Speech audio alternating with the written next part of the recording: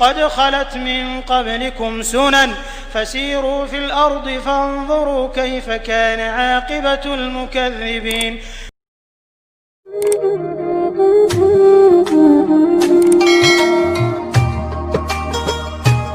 الله وحده والصلاة والسلام على من لا نبي بعده أما بعد. أعوذ بالله من الشيطان الرجيم. بسم الله الرحمن الرحيم. هو الذي أرسل رسوله بالهدى ودين الحق ليظهره على الدين كله. وقال في موضع آخر: لقد كان لكم في رسول الله أسوة حسنة لمن كان يرجو الله واليوم الآخر وذكر الله كثيرا. محترم حاضرین و سامعین و ناظرین، السلام علیکم ورحمۃ اللہ وبرکاتہ. انبیاء کرام اور ان کے سیر و تبلیغ کے مختصر تعارف میں آخری نبی جناب محمد رسول اللہ صلی اللہ علیہ وسلم کا مختصر تعارف پیش کرنے کی سعادت حاصل کر رہا ہوں. اللہ رب العالمین سے دعا ہے کہ العالمین ہم تمام لوگوں کو سننے، سمجھنے اور اس کے مطابق زندگی گزارنے کی توفیق عطا فرمائے، آمین.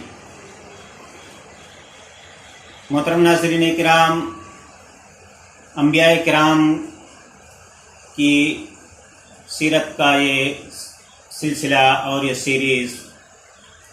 آج اختتام پذیر ہو رہی ہے،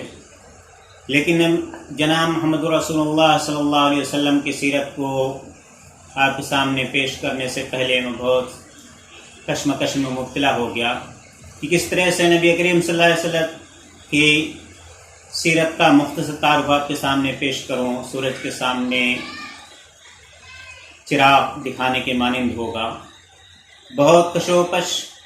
اور پیش و پش کے بعد میں نے مختصر تعارف نبی کریم جناب محمد رسول اللہ صلی اللہ علیہ وسلم کا آپ کے سامنے پیش کرنے کی ہمت کی. رسول اللہ صلی اللہ علیہ وسلم کی سیرت کو بیان کرنا ایک درس میں بہت مشکل کام تھا. انشاءاللہ الرحمن اگر زندگی رہی تو نبی کریم صلی اللہ علیہ وسلم کی سیرت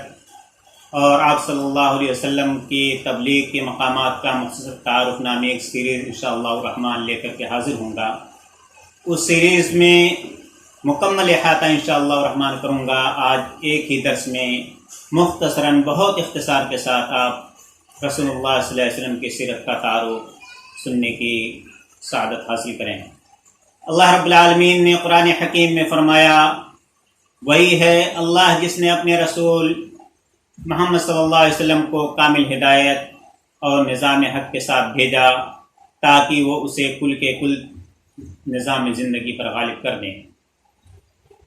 دوسری جگہ اللہ رب العالمین نے فرمایا، حقیقت یہ ہے کہ تمہارے لیے رسول اللہ صلی اللہ علیہ وسلم کی ذات میں ایک بہترین نمونہ ہے ہر اس شخص کے لیے جو اللہ سے اور یوم آخرت سے امید رکھتا ہو اور کثرت سے اللہ کا ذکر کرتا ہو. سورۃ الاحزاب آیت نمبر 21. نبی اکرم جناب محمد رسول اللہ صلی اللہ علیہ وسلم کا مقصد تھا دنیا میں ظلم و استحصال کا خاتمہ اور عدل کا قیام. اللہ ہمیں بھی اسی مقصد کو اختیار کرنے کی توفیق عطا فرمائے، آمین. دنیا میں کثرت سے ایسے علماء سوء اور دنیا دار ہیں جو ناحق لوگوں کا مال کھاتے ہیں اور اللہ کی راہ سے روکتے ہیں. اللہ ہمیں ان کے شر سے بھی محفوظ رکھے اور علماء حق کے ساتھ وابستہ رہنے کی توفیق عطا فرمائے، آمین. جناب محمد رسول اللہ صلی اللہ علیہ وسلم خاتم المرسلین رحمۃ للعالمین محمد صلی اللہ علیہ وسلم کی سیرت طیبہ کے تذکرے سے اپنے ایمان کو تقویت بخشنے کا ایک موقع مجھے مل رہا ہے، اور شاید کہ ہم اسی حد تک اس صاحب اسوہ حسنہ کی حیات طیبہ کے بعض پہلوؤں سے کچھ واقفیت حاصل کر سکیں جس کی پیروی کی قرآن مجید میں تاکید کی گئی ہے، جیسا کہ میں نے سورۃ الاحزاب کی آیت نمبر 21 کا خلاصہ آپ کے سامنے بیان فرمایا. فرمان نبی صلی اللہ علیہ وسلم ہے، میری ساری امت جنت میں جائے گی سوائے اس کے جو انکار کر دے. نبی اکرم صلی اللہ علیہ وسلم سے پوچھا کہ اللہ کے رسول کون انکار کرے گا؟ محمد رسول اللہ صلی اللہ علیہ وسلم نے فرمایا، جس نے میری اطاعت کی وہ جنت میں داخل ہوگا، اور جس نے میری نافرمانی کی تو اسے یقیناً جنت میں جانے سے انکار کیا اور اسے اس شخص نے جنت میں جانے سے انکار کر دیا۔ صحیح بخاری حدیث نمبر 24,913۔ محمد رسول اللہ صلی اللہ علیہ وسلم کا اسم گرامی، نسب، ازواج و اولاد۔ مقام ولادت۔ محمد رسول اللہ صلی اللہ علیہ وسلم کی فضیلت کی مناسبت سے مقام ولادت بھی شہروں اور بستیوں میں سب سے افضل یعنی مکہ مکرمہ ہے، جسے قرآن مجید میں تمام شہروں اور بستیوں کی ماں یعنی ام القری کہا گیا ہے، جبکہ حدیث نبی صلی اللہ علیہ وسلم میں اسے اللہ کے محبوب ترین سرزمین کہا گیا ہے۔ فرمان نبی صلی اللہ علیہ وسلم ہے، اے مکہ تو اللہ رب العزت کی سب سے بہتر اور محبوب ترین زمین ہے، اور اگر مجھے نکلنے پر مجبور نہ کیا گیا ہوتا تو تجھ سے میں نہ نکلتا۔ اس مبارک شہر میں شعبہ بنی ہاشم کے اندر راجح قول کے مطابق ربیع الاول کی 12 یا 9 تاریخ یعنی راجح تاریخ جو ہے 9 ربیع الاول ہے۔ 9 ربیع الاول کو پیر کے دن نبی کریم صلی اللہ علیہ وسلم کی ولادت ہوئی۔ محمد رسول اللہ صلی اللہ علیہ وسلم کا اسم گرامی۔ اللہ کے رسول صلی اللہ علیہ وسلم کا اسم گرامی محمد تھا، جس کے معنی تعریف کیا گیا ہے۔ بے شک وہ اسم مسمى تھے، محمد و محاسن کے پیکر اور اخلاق کے اس اعلیٰ مرتبے پر فائز، جس کی گواہی اللہ سبحانہ و تعالیٰ نے قرآن مجید میں دی۔ علاوہ سے قرآن مجید میں آپ صلی اللہ علیہ وسلم کا نام احمد بھی ذکر ہوا ہے، جبکہ کنیت ابو القاسم تھی۔ نسب۔ قبائل عرب میں سب سے زیادہ معزز قبیلہ قریش کے خاندان بنی ہاشم میں آپ کی ولادت ہوئی۔ حضرت واصلہ بن الاسقر رضی اللہ تعالیٰ عنہ سے روایت ہے کہ رسول اللہ صلی اللہ علیہ وسلم نے فرمایا، اللہ نے اسماعیل کی اولاد میں سے کنانہ کو چنا، اور قریش کو کنانہ میں سے، اور بنی ہاشم کو قریش میں سے، اور مجھ کو بنی ہاشم میں سے۔ حضرت ابراہیم علیہ السلام تک آپ کا سلسلہ نسب اس طرح ہے: محمد بن عبداللہ بن عبد المطلب بن ہاشم بن عبد مناف بن قصی بن کلاب بن لوئے بن غالب بن فہر بن مالک بن نظر بن کنانہ بن خزیمہ بن مدرکہ بن الیاس بن مزر بن نزار بن معد بن عدنان بن عد بن مقوم بن ناحور بن تبرح بن یعرب بن یشجب بن ثابت بن اسماعیل بن ابراہیم علیہ السلام۔ ازواج مطہرات۔ ازواج مطہرات کے نام حسب ترتیب اس طرح ہیں: خدیجہ بنت خویلد، سودا بنت زمع، عائشہ بنت ابو بکر، حفصہ بنت عمر بن خطاب، زینب بنت خزیمہ بن حارث، ام سلمہ، زنم بنت جہش، جویریہ بنت حارث، ام حبیبہ رملہ بن ابی سفیان، صفیہ بنت حی بن اخطب، میمونہ بنت حارث رضی اللہ تعالی عنہن اجمعین۔ اولاد۔ نبی کریم صلی اللہ علیہ وسلم کے 3 بیٹے اور 4 بیٹیاں تھیں۔ بیٹوں کے نام بھی ترتیب اس طرح ہیں: قاسم، عبداللہ، یہ دونوں حضرت خدیجہ رضی اللہ تعالیٰ عنہ کے بطن سے پیدا ہوئے، اور ابراہیم یہ حضرت ماریہ قبطیہ کے بطن سے پیدا ہوئے۔ آپ کے تینوں بیٹے بچپن ہی میں انتقال کر گئے۔ بیٹیوں کے نام بھی ترتیب اس طرح ہیں: زینب، رقیہ، ام کلثوم، فاطمہ رضی اللہ عنہن۔ تینوں بیٹیوں کا انتقال آپ کی حیات طیبہ ہی میں ہوا، جبکہ حضرت فاطمہ رضی اللہ عنہا کا انتقال آپ کے انتقال کے 6 ماہ بعد ہوا۔ نبی کریم صلی اللہ علیہ وسلم کی تمام بیٹیاں حضرت خدیجہ رضی اللہ تعالیٰ عنہا ہی کے بطن سے پیدا ہوئیں۔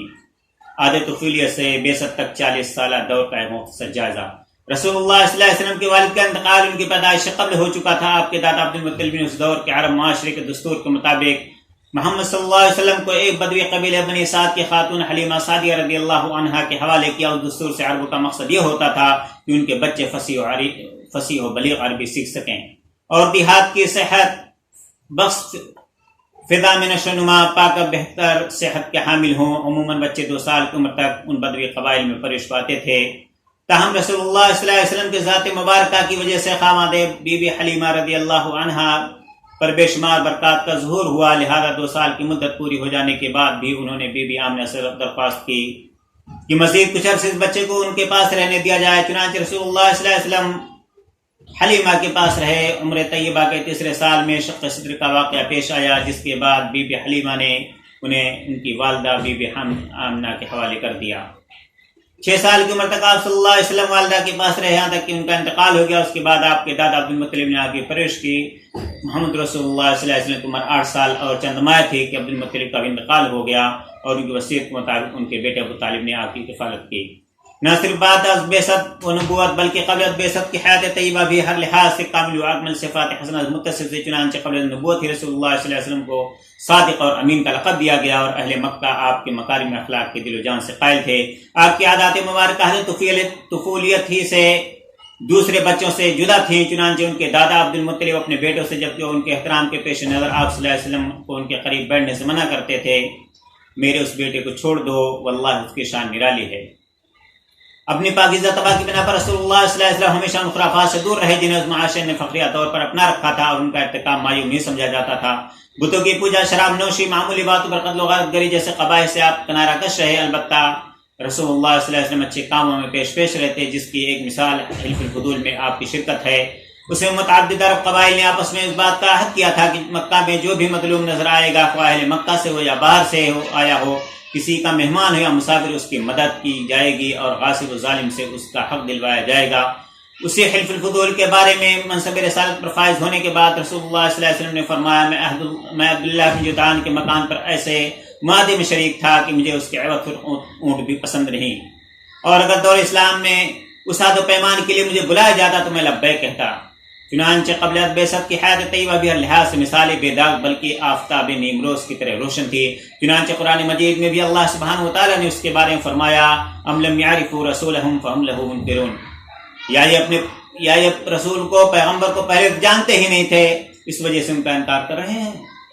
حضرت ابن عباس رضی اللہ عنہ سے اس کی تفسیر منقول ہے کہ فرمایا، ان لوگوں نے محمد صلی اللہ علیہ وسلم کو نہ پہچانا جب وہ چھوٹے تھے، پھر جب وہ بڑے ہوئے یعنی انہیں لوگوں کے درمیان پرورش پائی اور انہوں نے ان کا نسب، ان کی صداقت اور ان کی امانت اور ان کے ایفائے عہد کو بخوبی جان لیا تھا۔ اس لیے حضرت جعفر بن ابی طالب رضی اللہ تعالیٰ عنہ نے شاہ حبشہ نجاشی سے فرمایا، اے بادشاہ، بے شک ہم نے ایک رسول بھیجا ہے، اللہ نے ہم میں ایک ایسا رسول بھیجا ہے جس کے نسب اور صداقت و امانت سے ہم بخوبی واقف ہیں۔ مغیرہ بن شعبہ نے بھی کسریٰ کے نائب سے کچھ اس طرح کہا، جبکہ حضرت ابو سفیان رضی اللہ عنہ نے اس وقت مسلمان بھی نہیں ہوئے تھے۔ قیصر روم ہرقل سے نبی کریم صلی اللہ علیہ وسلم کی تعریف ہی کی، ہر چند کی اس وقت دل سے آپ صلی اللہ علیہ وسلم کی مخالفت کا ارادہ رکھتے تھے، مگر انہیں آپ سے متعلق کچھ غلط بات کہنے کا کوئی موقع ہی نظر نہ آیا۔ طوالت کے خوف سے مختصر حضرت خدیجہ رضی اللہ تعالیٰ عنہ کی حضرت صلی اللہ علیہ وسلم سے متعلق اس گواہی پر یہ باب اور یہ درس میں آپ کے سامنے پیش کر رہا ہوں۔ جب آپ پر پہلی مرتبہ وحی کا نزول ہوا تو آپ پر ایک خوف کی کیفیت طاری ہو گئی۔ حضرت خدیجہ رضی اللہ تعالیٰ عنہ کو اس واقعے کا علم ہوا تو آپ صلی اللہ علیہ وسلم سے فرمایا، ہرگز نہیں، اللہ کی قسم، اللہ آپ کو رسوا نہ کرے گا۔ آپ صلہ رحمی کرتے ہیں، درمادوں کا بوجھ اٹھاتے ہیں، تہی دستوں کا بندوبست کرتے ہیں، مہمان کی مہمان نوازی کرتے ہیں، میزبانی کرتے ہیں اور حق کے مصائب پر اعانت کرتے ہیں۔ پھر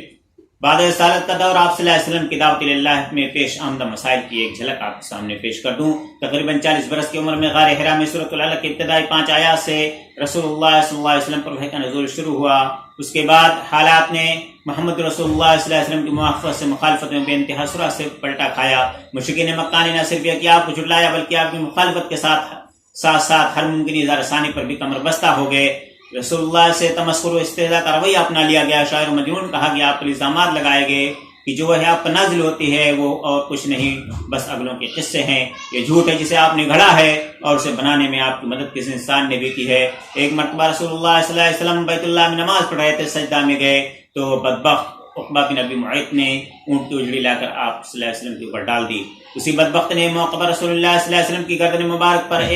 اپنا پیر رکھ دیا تھا۔ ایک موقع پر مشرکین اکجا ہو کر بیت اللہ میں آپ صلی اللہ علیہ وسلم پر ٹوٹ پڑے، یہاں تک کہ حضرت ابوبکر صدیق رضی اللہ تعالیٰ عنہ نے آ کر آپ کو بچانے کی کوشش کی، جس پر مشرکین مکہ رسول اللہ صلی اللہ علیہ وسلم کو چھوڑ کر حضرت ابوبکر رضی اللہ تعالیٰ عنہ پر پھل پڑے۔ اس کے علاوہ رسول اللہ صلی اللہ علیہ وسلم کو شعبہ بھی تعلیم میں بما اہل خاندان محصور ہونا پڑا۔ اہل طائف کی دعوت توحید دینے تشریف لے گئے تو انہوں نے صرف یہ کہہ کر انکار کیا بلکہ ان کے اشرار آپ کے پیچھے لگ گئے اور انہوں نے آپ کو پتھروں سے مارے، یہاں تک کہ زخموں سے رسنے والے خون سے رسول اللہ صلی اللہ علیہ وسلم کے جوتے بھر گئے۔ اس کے باوجود محمد صلی اللہ علیہ وسلم نے کبھی مشرکین کے لیے اجتماعی طور پر بد دعا نہیں فرمائی، البتہ خاص اشخاص جن کی اظہار ثانی حد سے بڑھ گئی تھی ان کے لیے آپ کا بد دعا فرمانا مذکور ہے، ذکر کیا جاتا ہے۔ یہ چیدہ واقعات کا ایک مختصر تذکرہ تھا جس سے ہم رسول اللہ صلی اللہ علیہ وسلم کو تبلیغ و دعوت حق کی راہ میں پیش آنے والی مشکلات کا صحیح اندازہ نہیں لگا سکتے، تاہم اسی پر اکتفا کرنا پڑ رہا ہے۔ نبی صلی اللہ علیہ وسلم کے اخلاق حسنہ کی ایک جھلک، یوں تو آپ صلی اللہ علیہ وسلم کے کریمانہ اخلاق کا اس آیت کریمہ سے اندازہ ہو جاتا ہے جس میں اللہ سبحانہ وتعالیٰ آپ کے بارے میں فرماتے ہیں وَإِنَّكَ لَعَلَىٰ خُلْقٍ عَظِيمٍ، اور یقیناً آپ اخلاق کے بلند درجہ پر فائز ہیں۔ حضرت عائشہ صدیقہ رضی اللہ تعالیٰ عنہ سے آپ صلی اللہ علیہ وسلم کے اخلاق کے بارے میں استفسار کیا گیا، پوچھا گیا، تو حضرت عائشہ نے پوچھنے والے سے فرمایا کیا تم قرآن نہیں پڑھتے؟ اس نے کہا جی پڑھتا ہوں۔ فرمایا بس رسول اللہ صلی اللہ علیہ وسلم کا اخلاق قرآن ہی تھا، کیا تم یہ آیت نہیں پڑھتے؟ اور یقیناً آپ اخلاق کے بلند درجہ پر فائز ہیں۔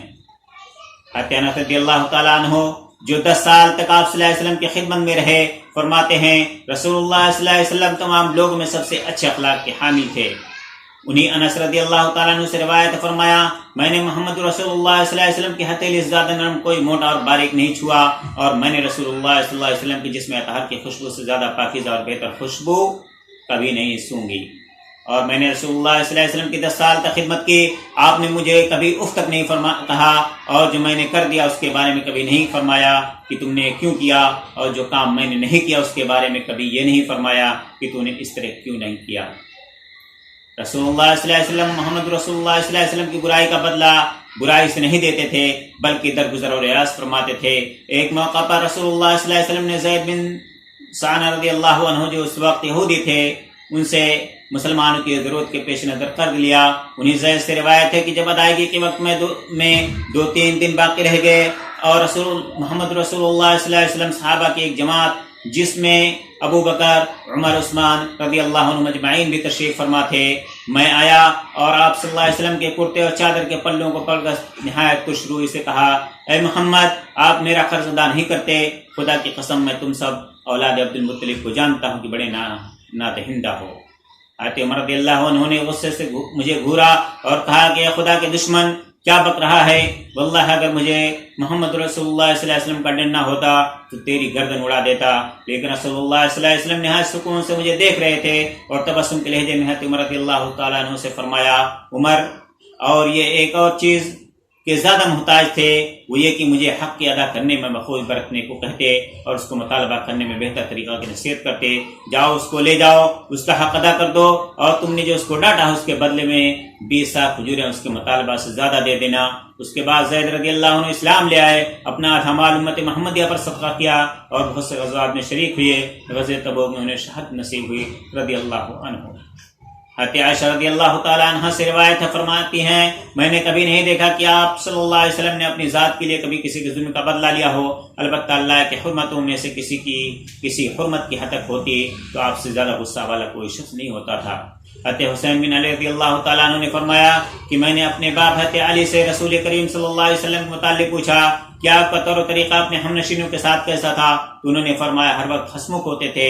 نرم اخلاق والے تھے، نرم طبیعت تھے، نہ تو سخت کلام نہ ہی تندخو تھے، نہ تو چلانے والے تھے اور نہ ہی فحشگو تھے، نہ کسی کے عیب بیان کرنے والے، جو چیز ناپسند فرماتے اس سے تغافل برتتے اور اس سے نا امید بھی نہ فرماتے اور اس کا جواب نہ دیتے۔ 3 باتوں سے آپ کو بالکل محفوظ کر رکھا تھا، جھگڑے، تکبر اور لیانی باتوں سے، اور 3 باتوں سے لوگوں کو بچا رکھا تھا، نہ کسی کی مذمت کرتے تھے، نہ ہی کسی کا عیب بیان کرتے تھے، اور نہ ہی کسی ایسی چیز کی جستجو کرتے تھے کہ جس کے واقع ہونے سے آر آتی ہو۔ محمد رسول اللہ صلی اللہ علیہ وسلم گفتگو نہیں فرماتے تھے مگر وہی جس سے ثواب کی امید ہوتی ہو، اور جس وقت رسول اللہ صلی اللہ علیہ وسلم گفتگو فرماتے تو آپ کے ہم مجلس صحابہ رضوان اللہ علیہ مجمعین نہایت ہی خاموشی آنکھیں نیچے کیے بیٹھے رہتے، گویا ان کے سر پر پرندے بیٹھے ہوں۔ پر جب آپ صلی اللہ علیہ وسلم خاموش ہو جاتے تو آپ کے ہم مجلس گفتگو کرتے اور آپ کی موجودگی میں اپنی باتوں میں کسی قسم کا جھگڑا نہ کرتے، اور جو شخص آپ کی خدمت بابرکت میں عرض و معروض کرتا باقی سب کے سب خاموش رہتے، یہاں تک کہ وہ اپنی گفتگو سے فارغ ہو جاتا۔ ان حضرات کی بات آپ کے حضور میں ایسی ہوتی جیسے ان میں سے پہلے شخص کی بات، یعنی آپ صلی اللہ علیہ وسلم کے ہر بات کرنے والے کی بات کو یکساں اہمیت حاصل تھی، چاہے وہ پہلے بات کرتا یا بعد میں، کسی سے اعراض نہ فرماتے، ہر ایک کو بات پوری کرنے کا وقت دیتے اور ہر ایک کی بات کو پوری توجہ سے سماعت فرماتے۔ جس بات سے سب حضرات ہنستے آپ بھی تبسم فرماتے، اور جس سے سب تعجب کرتے محمد رسول اللہ صلی اللہ علیہ وسلم بھی تعجب فرماتے تھے۔ اور محمد رسول اللہ صلی اللہ علیہ وسلم اجنبی یا مسافر کی سخت گفتگو اور بے ادبی کے پوچھنے پر صبر کرتے تاکہ آپ کے صحابہ مسافروں کو آپ کی مجلس میں لے آتے، اور محمد رسول اللہ صلی اللہ علیہ وسلم یہ بھی ہدایت فرماتے کہ جب کسی ضرورت مند کو دیکھو کہ وہ اپنی ضرورت پورا کرنے کا مطالبہ کرتا ہے تو اس کی امداد کرو۔ محمد رسول اللہ صلی اللہ علیہ وسلم اس شخص کی تعریف کرنا منظور فرماتے جو حد سے تجاوز نہ کرتا، کسی ایک کی گفتگو منقطع نہیں فرماتے تھے یہاں تک کہ وہ حد سے نہ بڑھ جاتا۔ بس رسول اللہ صلی اللہ علیہ وسلم سے منع فرما کر بات ختم فرما دیتے یا اٹھ کر چلے جاتے۔ کمال سخاوت حضرت جابر رضی اللہ تعالیٰ عنہ کہتے ہیں کہ رسول اللہ صلی اللہ علیہ وسلم نے کبھی کسی شخص کے کوئی چیز مانگنے پر انکار نہیں فرمایا۔ رسول اللہ صلی اللہ علیہ وسلم کی عادت یہ تھی کہ سائل کی ضرورت پوری فرماتے حتیٰ کہ اس کے لیے مخروص تک ہو جاتے تھے۔ حضرت عمر رضی اللہ تعالیٰ عنہ کہتے کہ ایک مرتبہ کسی ضرورت مند نے آپ سے کچھ سوال کیا، رسول اللہ صلی اللہ علیہ وسلم نے ارشاد فرمایا میرے پاس تو اس وقت کچھ موجود نہیں ہے، تم میرے نام سے خرید دو، جب کچھ آ جائے گا تو میں ادا کر دوں گا۔ اس پر حضرت عمر رضی اللہ تعالیٰ عنہ نے عرض کیا یا رسول اللہ صلی اللہ علیہ وسلم آپ کے پاس جو کچھ تھا آپ دے چکے ہیں، اور جو چیز آپ کی قدرت میں نہیں ہے اس کا حق تعالیٰ شانہ نے آپ کو مکلف نہیں بنایا ہے۔ رسول اللہ صلی اللہ علیہ وسلم کو حضرت عمر رضی اللہ تعالیٰ عنہ کا یہ مقولہ ناگوار گزرا تو ایک انصاری صحابی نے عرض کیا کہ اللہ کے رسول صلی اللہ علیہ وسلم خرچ کیجئے اور عرش کے مالک سے کسی کمی کا اندیشہ نہ کیجئے۔ محمد رسول اللہ صلی اللہ علیہ وسلم کو انصاری صحابی کا یہ کہنا بہت پسند آیا اور محمد رسول اللہ صلی اللہ علیہ وسلم نے تبسم فرمایا جس کا اثر چہرے مبارک پر ظاہر ہوتا تھا۔ رسول اللہ صلی اللہ علیہ وسلم نے فرمایا کہ اللہ تعالیٰ نے مجھے اسی کا حکم دیا ہے۔ رسول اللہ صلی اللہ علیہ وسلم کے اخلاق حسنہ کا بیان کسی ایک درس میں بالکل مکمل نہیں ہو سکتا اور نہ ہی بہت لمبے درس مکمل ہو سکتا ہے، اس کے لیے ایک بہت بڑا وقت درکار ہے۔ انشاءاللہ الرحمن اگر زندگی رہی تو ایک سیریز انشاءاللہ الرحمن آپ کے سامنے پیش کی جائے گی جس میں تفصیل سے نبی کریم صلی اللہ علیہ وسلم کی سیرت اور آپ صلی اللہ علیہ وسلم سے متعلق ان مقامات کا مختصر تعارف پیش کیا جائے گا جن جگہوں پر آپ صلی اللہ علیہ وسلم کا رود مسعود ہوا ہے۔ آپ صلی اللہ علیہ وسلم کا حلیہ مبارک کے متعلق آپ کو مختصر سا تصور آپ کے سامنے تصویر آپ کے سامنے کھینچ دوں۔ حلیہ مبارک ہجرت کے وقت رسول اللہ صلی اللہ علیہ وسلم ام معبد خزاعیہ کے خیمے سے گزرے تو رسول اللہ صلی اللہ علیہ وسلم کی روانگی کے بعد اپنے شوہر سے آپ کے یعنی رسول اللہ صلی اللہ علیہ وسلم کے حلیہ مبارک کا جو نقشہ اس نے کھینچا تھا وہ یہ تھا: چمکتا رنگ، تابناک چہرہ، خوبصورت ساخت، نہ توندلے پن کا عیب نہ گنجے پن کی خامی، جمال جہاں تاب کے ساتھ ڈھلا ہوا پیکر، سرمگی آنکھیں، لمبی پلکیں، بھاری آواز، لمبی گردن، سفید و سیاہ آنکھیں، سیاہ سرمگی پلکیں، باریک اور باہم ملے ہوئے ابرو،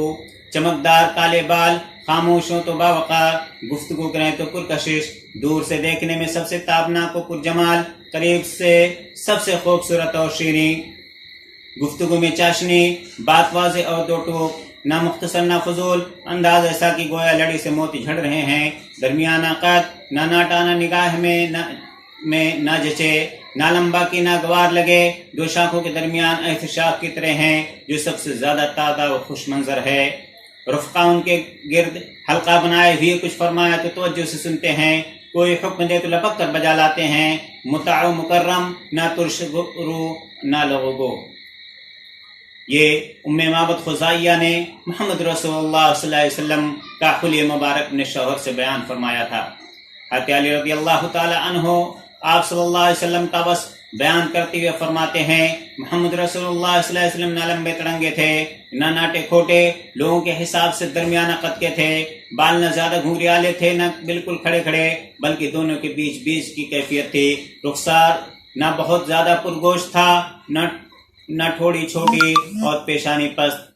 چہرہ کسی قدر گولائی لیے ہوئے تھا، رنگ گورا گلابی، آنکھیں سرخی مائل، پلکیں لمبی، جوڑوں اور مونڈوں کی ہڈیاں بڑی بڑی، سینے مبارک پر ناف تک بالوں کی ہلکی سی لکیر، بقیہ جسم بال سے خالی، ہاتھوں اور پاؤں کی انگلیاں پرگوشت، چلتے تو قدرے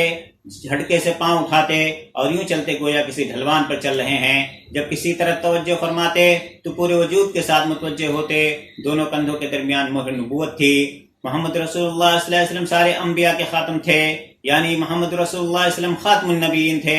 آپ کے بعد کوئی نبی آنے والا نہیں ہے، سب سے زیادہ سخی دست اور سب سے بڑھ کر جرات مند، سب سے زیادہ صادق اللہجہ اور سب سے بڑھ کر عہد و پیمان کے پابند وفا، سب سے زیادہ نرم طبیعت اور سب سے زیادہ شریف ساتھی، جو آپ صلی اللہ علیہ وسلم کو اچانک دیکھتا ہیبت زدہ ہو جاتا، جو جان پہچان کے ساتھ ملتا محبوب رکھتا۔ محمد رسول اللہ صلی اللہ علیہ وسلم کا وصف بیان کرنے والا یہ کہہ سکتا ہے کہ میں نے آپ سے پہلے اور آپ کے بعد آپ جیسا نہیں دیکھا صلی اللہ علیہ وسلم۔ محمد رسول اللہ صلی اللہ علیہ وسلم کی اس دنیا سے رخصتی سن 11 ہجری 12 ربیع الاول راجح قول کے مطابق 9 ربیع الاول سوموار کے دن محمد رسول اللہ صلی اللہ علیہ وسلم اس دار فانی سے دار باقی رحلت فرما گئے، یعنی نبی اکرم صلی اللہ علیہ وسلم وفات فرما گئے۔ انا للہ و انا الیہ راجعون۔ محمد رسول اللہ صلی اللہ علیہ وسلم کی عمر 63 سال 4 دن ہو چکی تھی۔ حیات طیبہ کے آخری دن محمد رسول اللہ صلی اللہ علیہ وسلم نے صحابہ کرام رضوان اللہ علیہم اجمعین کو وصیت فرمائی کہ الصلاۃ الصلاۃ وما ملکت ایمانکم، نماز نماز اور تمہارے زیر دست لونڈی غلام۔ محمد رسول اللہ صلی اللہ علیہ وسلم نے الفاظ کئی بار دہرائے، جسے امام بخاری رحمہ اللہ نے اپنی صحیح بخاری میں بالکل واضح الفاظ میں بیان فرمایا ہے۔ اللہ تعالیٰ کی بے شمار سلامتی اور رحمت ذات بابرکت پر، جس نے فریضہ رسالت کو بہترین طریقے سے نبھایا، امانت ادا فرمائی اور امت کی خیر خواہی کا حق ادا فرما دیا۔ دعا ہے کہ اللہ تعالیٰ سبحانہ و تعالیٰ ہمیں بھی محمد رسول اللہ صلی اللہ علیہ وسلم کی سنت کے متبعین اور ان کے اوامر و نواہی کے مطیعین اور ان پر اللہ کی جانب سے نازل فرمائے گی کتاب کے عاملین میں شمار فرمائے، آمین۔ تقبل یا رب العالمین۔ محترم حاضرین و ناظرین و سامعین، یہ تھا محمد رسول اللہ صلی اللہ علیہ وسلم کی سیرت طیبہ کا